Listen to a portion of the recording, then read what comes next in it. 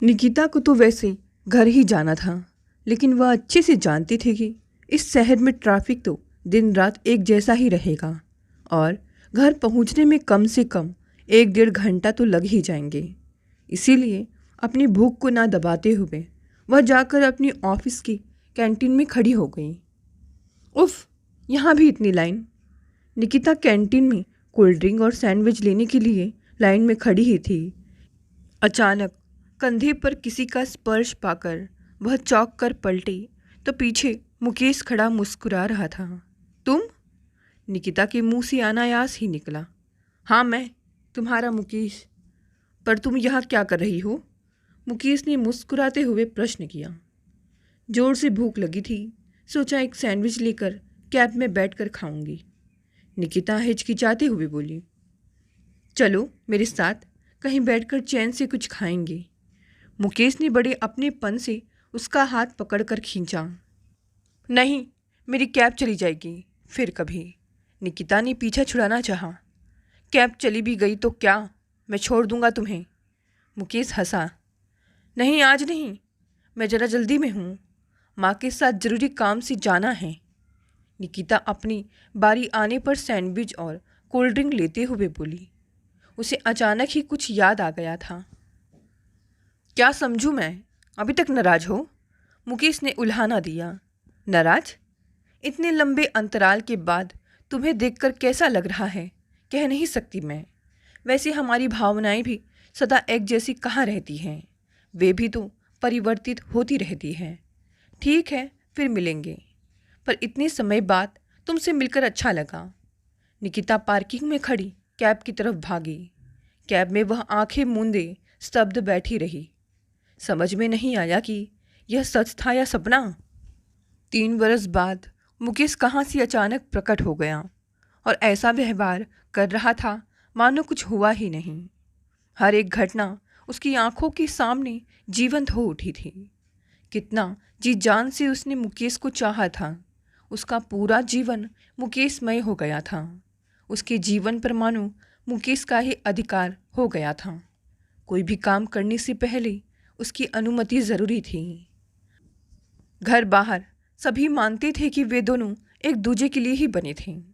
उसने भी मुकेश के साथ अपनी भावी जीवन की मोहक छवि बना कर रखी थी। फिर एक दिन अचानक उसके सपनों का महल भरभरा कर गिर गया था। उसके कॉलेज के दिनों का मित्र हितेश उसे एक पार्टी में मिल गया था। दोनों पुरानी बातों को याद करके आनंद विभोर हुए जा रहे थे। तभी मुकेश वहां आ पहुंचा था।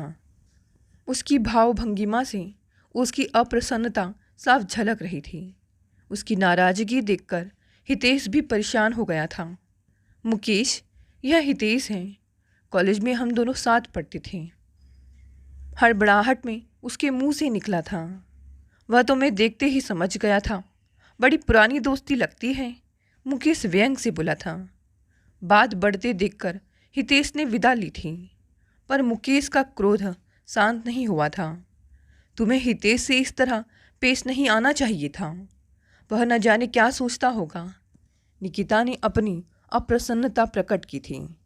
ओह, उसकी बड़ी चिंता है तुम्हें, पर तुम्हारा मंगेतर क्या सोचेगा, इसकी चिंता ना के बराबर है तुम्हें।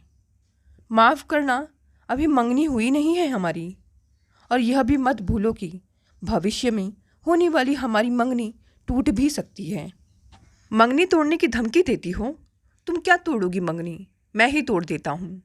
मुकेश ने उसे एक थप्पड़ जड़ दिया था। क्रोध और अपमान से निकिता की आंखें छलछला आई थी। मैं भी ईंट का जवाब पत्थर में दे सकती हूँ, पर मैं व्यर्थ ही कोई तमाशा खड़ा करना नहीं चाहती। निकिता पार्टी छोड़कर चली गई थी। कुछ दिनों तक दोनों में तनातनी चली थी। दोनों एक दूसरे को देखते ही मुंह फेर लेती। निकिता प्रतीक्षा करती रही कि कभी तो मुकेश उससे क्षमा मांगकर उसे मना लेगा, पर वह दिन कभी नहीं आया। फिर अचानक ही मुकेश गायब हो गया। निकिता ने उसे ढूंढने में दिन रात एक कर दिए, पर कुछ पता नहीं चला। दोनों के साझा मित्र उसे दिलासा देते कि वह स्वयं ही लौट आएगा, पर निकिता को भला कहाँ चैन था। धीरे धीरे निकिता सब समझ गई थी। मुकेश केवल प्यार का दिखावा करता था। सच तो यह था कि मुकेश के लिए अपने अहंकार के आगे किसी की भावना का कोई महत्व था ही नहीं। पर धीरे धीरे पर्दे खुलने लगी थी। वह अपनी नौकरी छोड़ गया था। सुना है अपने किसी मित्र के साथ मिलकर उसने कंपनी बना ली थी। लंबे समय तक वह विक्षिप्त सी ही रही। उसे न खाने पीने का हौस था और ना ही पहनने ओढ़ने का। यंत्रवत वह ऑफिस जाती और लौटकर अपनी ही दुनिया में खो जाती। उसके परिवार ने संभाल लिया था उसे। कब तक उसका नाम लेकर रोती रहेगी बेटे? जीवन के संघर्ष के लिए स्वयं को तैयार कर। यहाँ कोई किसी का नहीं होता। सभी संबंध स्वार्थ पर आधारित हैं। उसकी माँ मीना गहरी सांस लेकर बोली थी। मैं तो कहता हूँ कि अच्छा ही हुआ जो वह स्वयं ही भाग गया, वरना तेरा जीवन दुखमय बना देता। पापा अपने चिर परिचित अंदाज में बोले थे। जी पापा। वह केवल स्वीकृति में सिर हिलाने के अतिरिक्त कुछ नहीं बोल पाई थी। तो ठीक है, तुमने अपने मन की करके देख ली। एक बार हमारी बात मान कर तो देख लूँ। तुम्हारे सपनों का राजकुमार लाकर सामने खड़ा कर देंगे। उसकी आवश्यकता नहीं है पापा। मुझे शादी की कोई जल्दी भी नहीं है। कोई अपनी पसंद का मिल गया तो ठीक है, वरना मैं जैसी हूँ ठीक हूँ। सुना तुमने? यह है इसका इरादा। अरे समझाओ इसे, हम सदा नहीं बैठे रहेंगे। उसकी माँ मीना बदहवास सी बोली। माँ, इतना परेशान होने की आवश्यकता नहीं है। मेरे घर आते ही आप दोनों एक ही राग लेकर बैठ जाते हो। मैं तो सोचती हूँ कहीं और जाकर रहने लगूँ। बस यही कमी रह गई है। रिश्तेदारी में सब मजाक उड़ाते हैं, पर तुम इसकी चिंता क्यों करने लगी? माँ रो पड़ी थी। माँ, क्यों बात का बतंगड़ बनाती हो? जीवन में समस्याएं आती रहती हैं। समय आने पर उनका हल भी निकल आता है। निकिता ने धीरज बंधाया। पता नहीं हमारी समस्या का हल कब निकलेगा। मुझे तो लगता है तुम्हें ज़्यादा पढ़ा लिखा कर ही हमने गलती की है। तुम्हारी बड़ी बहनों मोना और नीतू के विवाह इतनी सरलता से हो गए, पर तुम्हारे लिए हमें नाकू चने चबाने पड़ रहे हैं। नीतू कल ही आई थी, तुम ऑफिस में थी, इसीलिए मुझसे ही बात करके चली गई। उसका देवर विशाल इंग्लैंड से लौट आया है। इकोनॉमिक में पीएचडी करके किसी बैंक में बड़ा अफसर बन गया है। तुम्हारे बारे में पूछताछ कर रहा था।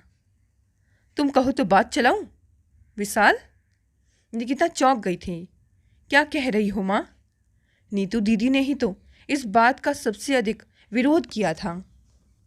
कहती थी कि एक ही घर में दो बहनों का विवाह ठीक नहीं लगता, बाद में समस्या हो सकती है। अब तो इस बात को 4 वर्ष होने को आए। अब अचानक उनके विचार कैसे बदल गए? अचानक निकिता को पुरानी एक बात याद आ गई थी। अब बात दूसरी है। नीतू की सास की रुचि है इस विवाह में। कहती है दोनों बहनों के एक घर में आने से भाइयों में प्यार बना रहेगा। अजीब बात है। मेरे विवाह के लिए सबके अपने अपने कारण हैं। मुझे तो समझ में नहीं आती कि क्या कहूँ। निकिता ने व्यंग किया। होता है, ऐसा ही होता है। सब अपने फ़ायदे की ही सोचते हैं, पर मैं तो केवल तेरे लाभ की बात सोच रही हूँ। जाना पहचाना परिवार है और विशाल के स्वभाव से तो हम सब परिचित हैं। वह जहाँ पहुँच जाता है बाहर अपने आप आ जाती है। तुझे खूब खुश रखेगा। माँ किसी प्रकार अपनी बेटी को राजी करने में जुटी थी। नहीं माँ, मैंने तो हथियार डाल दिए हैं। सच पूछो तो मेरी विवाह में रुचि ही रही नहीं। निकिता आहत स्वर में बोली। सच तो यह था कि प्रेम के नाम पर उसे धोखा मिला था। तेरी रुचि नहीं है तो ना सही, मेरे लिए हाँ कर दे। तू नहीं जानती तेरी सुखी गृहस्थी देखने की मेरी कितनी तमन्ना है। वैसे भी मेरी तबीयत ठीक नहीं रहती है। तेरा विवाह किए बिना इस दुनिया से जाना नहीं चाहती। माँ दयनीय स्वर में बोली तो निकिता हंस पड़ी। क्या कह रही हो माँ? मैं अपने किसी कार्य से तुम्हें दुखी नहीं करना चाहती। पर कुछ भी निर्णय लेने से पहले मैं विशाल से अवश्य मिलना चाहूँगी, निकिता अनमने भाव से बोली। माँ के गठिया से अकड़े हाथ पैर में नई जान आ गई थी। वे सीधे नीतू के ससुराल जा पहुँची। नीतू की सास की आंखों में उन्हें देखते ही चमक आ गई थी। मैंने तो नीतू के हाथों संदेशा भेजा था। बहुत दिनों बाद विशाल ने अपने मन की बात बताई। मैं तो सुनकर हैरान रह गई। नीतू से पूछा तो उसने ही बताया कि विशाल तो सदा से ही निकिता का दीवाना था, पर नीतू को लगा कि एक ही परिवार में दोनों बहनों का विवाह ठीक नहीं लगता। मैंने ही उसे समझाया, इससे अच्छा भला क्या होगा, दोनों भाइयों के बीच प्यार बना रहेगा। आशा है आपने निकिता के मन की थाह ले ली होगी। मेरा वश चले तो मैं आज ही हाँ कह दूं, पर हमारे चाहने से क्या होता है। वह तो विशाल से मिले बिना कोई निर्णय लेना ही नहीं चाहती। आप तो आजकल के बच्चों को जानती ही हैं। आपका हमारा ज़माना तो रहा नहीं जब माता पिता के सामने बच्चे ऊंची आवाज़ में बात नहीं करते थे। जमाना सदा एक सा नहीं रहता। सच तो यह है कि हम लोग तो घुट घुट कर जी लिए, कभी अपने मन की ही नहीं।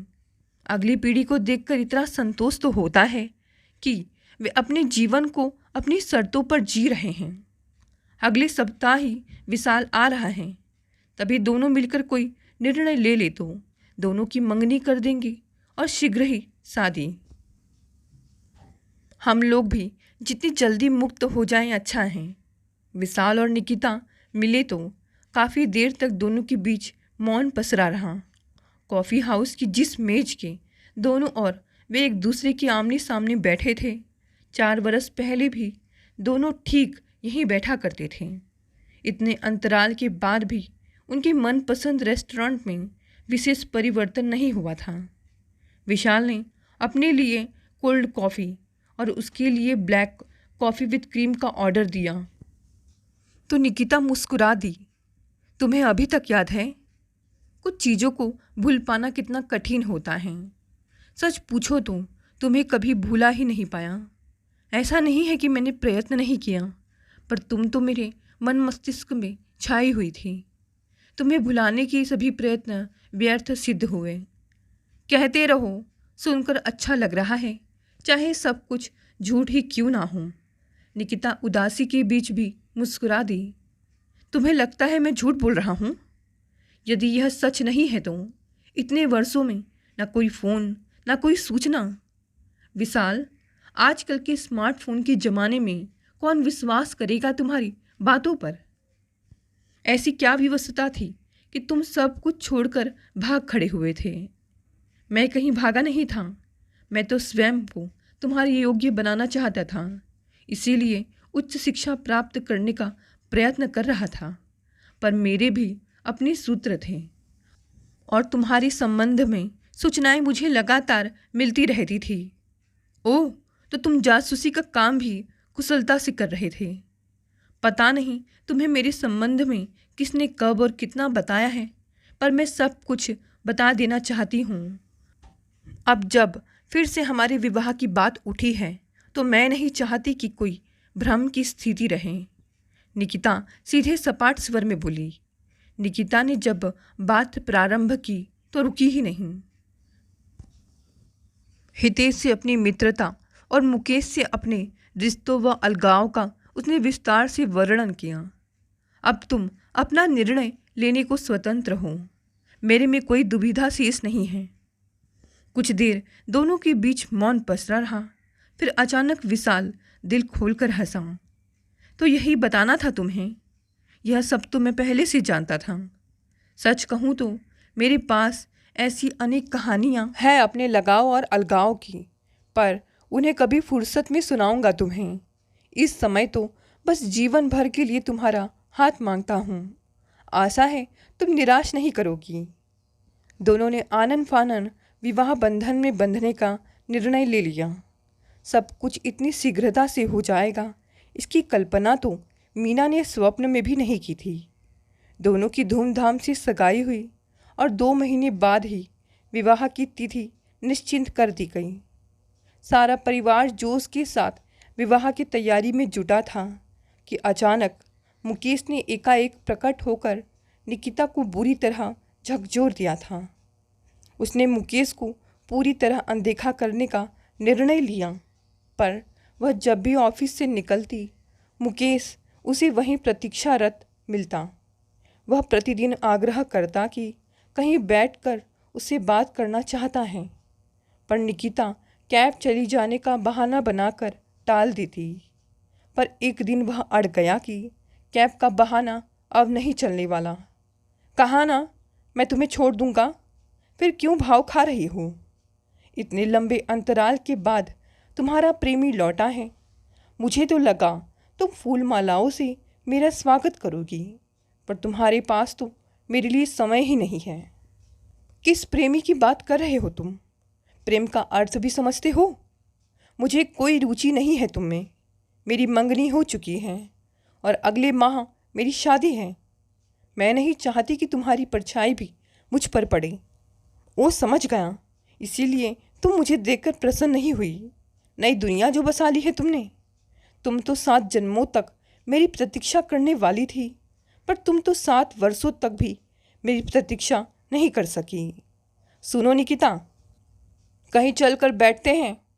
मुझे तुमसे ढेर सारी बातें करनी हैं, अपने बारे में, तुम्हारे बारे में, अपने भविष्य के बारे में। पता नहीं मुकेश, तुम क्या कहना चाह रहे हो। मुझे नहीं याद कि मैंने तुम्हारी प्रतीक्षा करने का आश्वासन दिया था। आज मुझे माँ के साथ शॉपिंग करनी है। वैसे भी मैं इतनी व्यस्त हूँ कि कब दिन होता है कब रात पता ही नहीं चलता। निकिता ने अपनी जान छुड़ानी चाहिए। जब तक मुकेश कुछ सोच पाता, निकिता कैब में बैठकर उड़न छू हो गई थी। क्या हुआ? बदहवास सी निकिता को कैब में प्रवेश करते देख सहयात्रियों ने प्रश्न किया। पूछो मत, किस दुविधा में फंस गई हूँ मैं। मेरा पुराना मित्र मुकेश लौट आया है। रोज़ यहाँ खड़ा होकर कहीं चलकर बैठने की जिद करता है। मैं बहुत डर गई हूँ। तुम ही बताओ, कोई 3 वर्षों के लिए गायब हो जाए और अचानक लौट आए, और उस पर कैसे भरोसा किया जा सकता है? समझा, ये वही महाशय है ना जिन्होंने पार्टी में सबके सामने तुम्हें थप्पड़ मारा था? उसके सहकर्मी वीरेन ने जानना चाहा था। हाँ, और गुम होने से पहले हमारी बोलचाल तक नहीं थी, पर अब वह ऐसा व्यवहार कर रहा है मानो कुछ हुआ ही नहीं था। निकिता की आंखें डबडबा आई थीं, गला भर्रा गया था। तुमसे वह चाहता क्या है? वीरेन ने फिर प्रश्न किया। कैब में बैठे सभी सहकर्मियों के कान ही कान उग गए। पता नहीं, पर अब मुझे डर सा लगने लगा है। पता नहीं कब क्या कर बैठे। पता नहीं ऐसा मेरे साथ ही क्यों होता है। निकिता की बात सुनकर सभी सहकर्मियों में सरसरी सी फैल गई। ऐसे पागल प्रेमियों से बचकर रहना चाहिए। पता नहीं कब कर क्या बैठे। सबने संवेद स्वर में अपना डर प्रकट किया। मेरे विचार से तो निकिता को इन महाशय से मिल लेना चाहिए। वीरेन ने, जो अब तक सोच विचार की मुद्रा में बैठा था, गंभीर स्वर में बोला। वीरेन, तुम ऐसा कैसे कह सकते हो? बेचारी को शेर की मांद में जाने को बोल रहे हो? निकिता की सहेली बोली। यह मत भूलो कि 3 वर्षों तक निकिता स्वेच्छा से मुकेश से प्रेम की पींगे बढ़ाती रही है। मैं तो केवल यह कह रहा हूँ कि विवाह से पहले ही इस पचड़े को सुलझाने के लिए मुकेश से मिलना आवश्यक है। कब तक डर कर दूर भागती रहेगी? फिर यह पता लगाना भी तो आवश्यक है कि मुकेश बाबू इतने वर्षों तक थे कहाँ। उसे साफ शब्दों में बता दो कि तुम्हारी शादी होने वाली है और वह तुम्हारे रास्ते से हट जाए। मैंने उसे पहले दिन ही बता दिया था, ताकि वह यह ना समझे कि मैं उसकी राह में पलके बिछाए बैठी हूँ। निकिता सिसक उठी थी। मैं तो कहता हूँ कि सारी बातें विशाल को बता दे। जो करना है दोनों मिलकर करेंगे तो उसका असर अलग ही होगा। मीना बोली तो सभी ने स्वीकृति में सर हिलाकर उसका समर्थन किया। निकिता को भी उसकी बात जच गई थी। उसने घर पहुंचते ही विशाल को फ़ोन किया। क्या बात है, आज अचानक ही हमारी याद कैसे आ गई? विशाल हंसा। याद तो उसकी आती है जिसे कभी भुलाया हो। तुम्हारी याद तो साए की तरह सदा मेरे साथ रहती है। पर आज मैंने बड़ी गंभीर बात बताने के लिए तुम्हें फ़ोन किया है। निकिता चिंतित स्वर में बोली। अच्छा तो कह डालो ना, किसने मना किया है? मुकेश लौट आया है। निकिता ने मानो किसी बड़े रहस्य पर से पर्दा हटाया। कौन मुकेश? तुम्हारा पूर्व प्रेमी? हाँ वही। तो क्या अपना पत्ता कट गया? विशाल हंसा। कैसी बातें करते हो? यह क्या गुड्डे गुड़ियों का खेल है? हमारी मंगनी हो चुकी है। वैसे भी मुझे उसमें कोई रुचि नहीं है। यूं ही मजाक कर रहा था। आगे बोलो। मैं जब ऑफिस से निकलती हूँ तो राह रोक कर खड़ा हो जाता है। कहता है कि कहीं बैठकर बातें करते हैं। मैं कैब चली जाने की बात कहकर टालती रही हूँ, पर अब उससे डर सा लगने लगा है। पर इसमें डरने की क्या बात है? मुकेश से मिलकर बता दो कि तुम्हारी मंगनी हो चुकी है। 2 महीने बाद विवाह होने वाला है। वह स्वयं समझ जाएगा। वही तो समस्या है। वह बात बात पर हिंसक हो उठता है। कह रहा था कि मुझे उसकी प्रतीक्षा करनी चाहिए थी। तुम 2 दिन की छुट्टी लेकर आ जाओ, हम दोनों साथ ही मिल लेंगे मुकेश से। निकिता ने अनुनय की। यह कौन सी बड़ी बात है? तुमने बुलाया, हम चले आए। मैं तुमसे मिलने आ रहा हूँ। मैं मुकेश जैसे लोगों की परवाह नहीं करता, पर तुम डरी हुई हो तो हम दोनों साथ में उससे मिल लेंगे और सारी स्थिति साफ कर देंगे। विशाल अपने चीर परिचित अंदाज में बोला। निकिता विशाल से बात करके आश्वस्त हो गई। वैसे भी उसने विशाल को अपने बारे में सब कुछ बता दिया था, जिससे विवाह के बाद उसे किसी अशोभनीय स्थिति का सामना ना करना पड़े। निकिता और विशाल पहले से निश्चित समय पर रविवार को मुकेश से मिलने पहुँचे। कॉफ़ी हाउस में दोनों पक्ष एक दूसरे के सामने बैठे दूसरे पक्ष के बोलने की प्रतीक्षा कर रहे थे। आप निकिता से विचार विमर्श करना चाहते थे। आखिरकार विशाल ने ही मौन तोड़ा। आपको निकिता ने बताया ही होगा कि हम दोनों की मंगनी हो चुकी है और शीघ्र ही हम दोनों विवाह के बंधन में बंधने वाले हैं, विशाल ने समझाया। मंगनी होने का मतलब यह तो नहीं है कि निकिता आपकी गुलाम हो गई और अपनी इच्छा से वह अपने पुराने मित्रों से मिल भी नहीं सकती। यह निर्णय विशाल का नहीं, मेरा है। मैंने ही विशाल से अपने साथ आने को कहा था, उत्तर निकिता ने दिया। समझा। अब तुम्हें मुझसे अकेले मिलने में डर लगने लगा है। मुझे तो आश्चर्य होता है कि तुम जैसी तेज तर्रार लड़की इस बुद्धू के झांसे में कैसे आ गई। सुनिए महोदय, जो भी नाम है आपका, मैं लौट आया हूँ। निकिता को आपने जो भी सपने दिखाए हो, पर मैं उसे अच्छी तरह जानता हूँ। वह तुम्हारे साथ कभी खुश नहीं रह सकती। वैसे भी अभी मंगनी ही तो हुई है, कौन सा विवाह हो गया है? भूल जाओ उसे। कभी अपनी शक्ल देखी है आईने में? चले हैं निकिता से विवाह करने। मुकेश का अहंकारी स्वर देर तक हवा में तैरता रहा। एक शब्द भी और बोला मुकेश तो मैं न जाने क्या कर बैठूं। तुम विशाल का ही नहीं, मेरा भी अपमान कर रहे हो। निकिता भड़क उठी। मेरी बात भी ध्यान से सुनिए मुकेश बाबू। पता नहीं आप स्वयं को महान इंसान समझते हैं या कुछ और, पर भविष्य में निकिता की राह में रोड़े अटकाए तो मुझसे बुरा कोई नहीं होगा। चलो निकिता, यह इस योग्य ही नहीं है कि इससे कोई वार्तालाप किया जा सके। विशाल उठ खड़ा हुआ। पलक झपकते ही दोनों मुकेश की आंखों से ओझल हो गए। देर से ही सही मुकेश की समझ में आने लगा था कि अपना सबसे बड़ा शत्रु वह स्वयं ही था। बाहर निकलते ही निकिता ने विशाल का हाथ कसकर थाम लिया। उसे पूरा विश्वास हो गया था कि उसने विशाल को परखने में कोई भूल नहीं की थी। दोस्तों, ये छोटी सी कहानी यहीं समाप्त हो गई। कहानी पसंद आई तो इसे लाइक, शेयर, कमेंट करें। नए हैं तो चैनल को भी सब्सक्राइब कर लें। धन्यवाद दोस्तों, मिलते हैं अगली नई कहानी से।